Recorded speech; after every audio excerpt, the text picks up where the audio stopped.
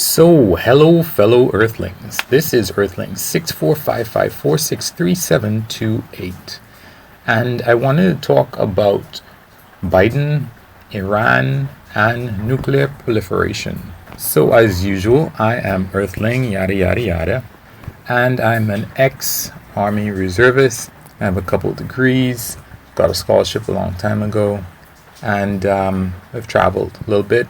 Want to see at least the pyramids and so on. And that's it for me.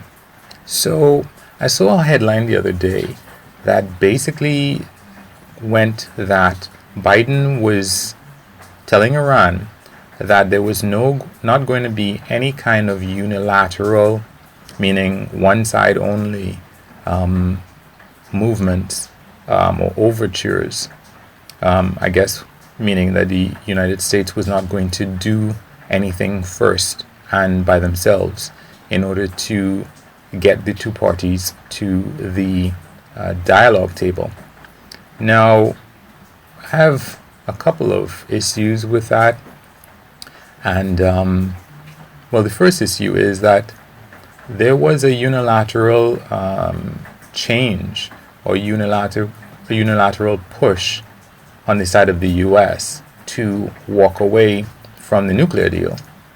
So I'm not really understanding why those steps can't be reversed, just like Iran wants. Iran suggests that they want the sanctions on them to be lifted before they will start talking to the US, and I don't understand that.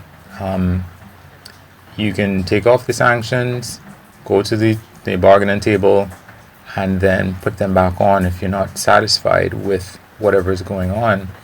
So it seems kind of silly to me to kind of stick with the policies that are current, that were put in place by your predecessor, when you are currently overturning most of his other policies right now.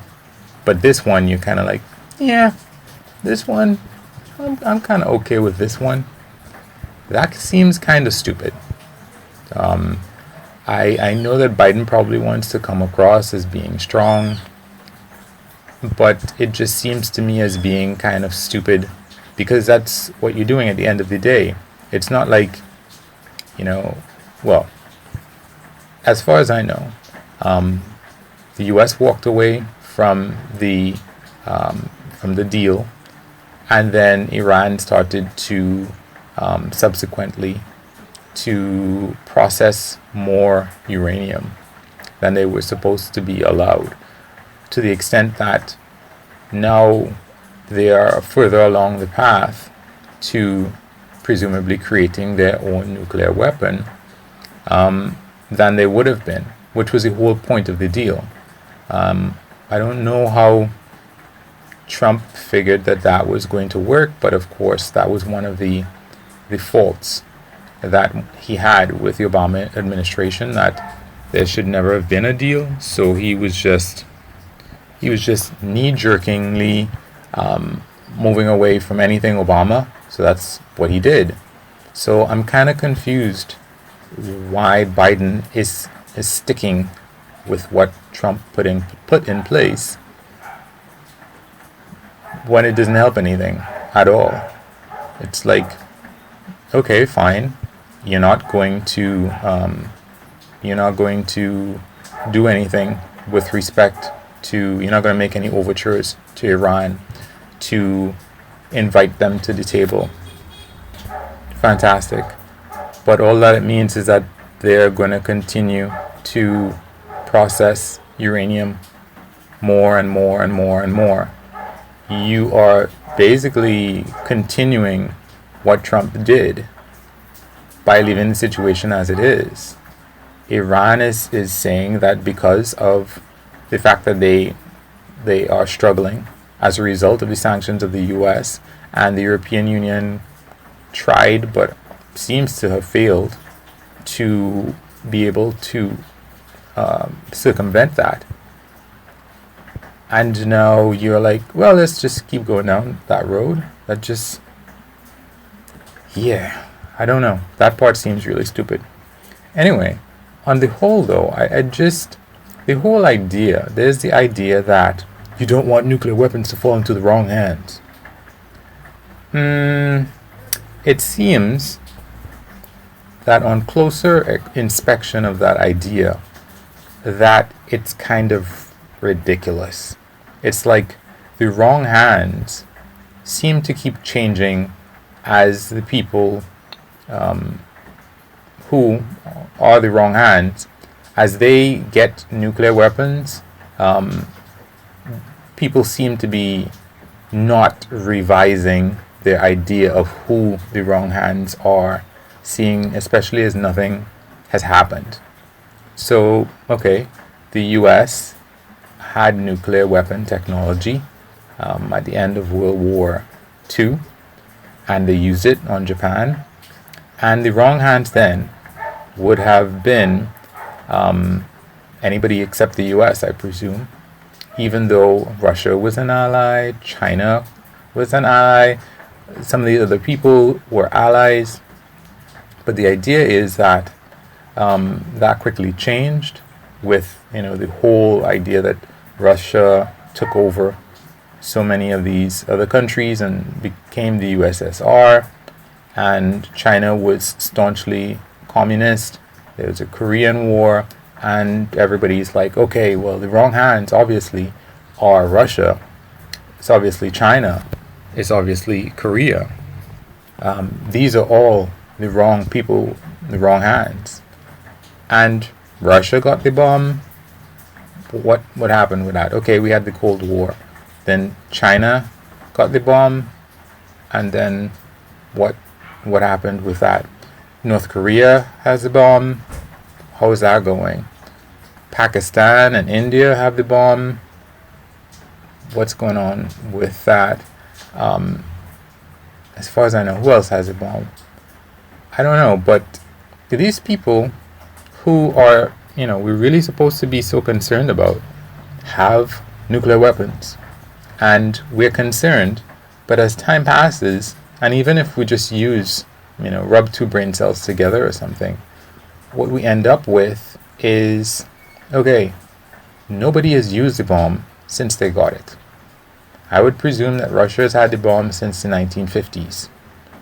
Yes, there was the Cuban Missile Crisis, which it turns out was a big front because Kennedy overplayed his hand and made it seem as if there was, oh my God, this is so. No. He talked to Khrushchev after Khrushchev tried to put weapons in Cuba, which was perfectly understandable considering that Kennedy tried to bring up nuclear weapons closer to Russia, which was hidden, and then he said, okay, well, I'll move mine back if you move yours back. And that was the end of it. But then it seems like, oh yes, Kennedy won. Okay. So, I know Pakistan and India, they're awful enemies, but they both have bombs. India has issues with China. Both of them have bombs. Nobody seems to be, looking to aim it at anybody. Then there was a whole breakdown of the USSR, and there were nuclear nukes all over the place. And if you looked at movies like, I think James Bond and other movies, they were just nuclear material all over the place. People could be using it to make dirty bombs, all sorts of stuff. None of that stuff came to fruition, in spite of the stuff that, the USSR is just a complete mess. Nobody's keeping track of anything. Third parties are trying to sell whatever they can get their hands on to terrorists. And none of the fears happened. As a matter of fact, in Libya, as far as I know, they had nuclear technology, and Gaddafi gave it up. And look what happened to him. That's what, Kim Jong-il, I think, is leader of North Korea. That's why he doesn't want to give up his. So, but the thing about it is that as these people who the US really didn't want to allow nuclear weapons to fall into their hands have gained weapons, none of the concerns have happened. And here we are again, fighting to make sure that Iran does not get nuclear technology. Why? What's the big deal? Well, they might put it in the hands of a terrorist. Okay. And then what? And then, well, we'll have to invade. Okay, so they already support terrorists, supposedly. The US has already killed some of their generals. However, the US has increased sanctions against them. I guess the US has also, even Biden, has fired upon Iranian-backed fighters in Syria. So let me understand this. Iran, if they get a nuclear weapon, will put it in the hands of a terrorist who will explode it somewhere, kill a bunch of people, and the US will find out about this and declare war against Iran? I mean, I don't know. I really don't know. Because how is that working anyway? Because supposedly, as far as we can tell, Iraq had nothing to do with 9/11. The US still decided to drag them into a war, invaded, bunch of people died, whole big mess, led to ISIS and probably a lot of what's happening in Syria. I really don't see how a nuclear weapon makes any of that worse exactly. Maybe it does, but Russia has a bomb, China has a bomb, North Korea, craziest of people, have the bomb. Nothing's happening. But Iran's the people who are going to be like, oh yeah, they're the ones. I don't know. And Biden's decision to continue Trump's policies in this respect also just, I don't understand at all. Anyway, that's it for me. Feel free to like, comment, subscribe. None of the above, all of the above, share, all that sort of stuff. And, just be as manly as you would like anyone to be if this were your YouTube channel. Have a good one. Peace.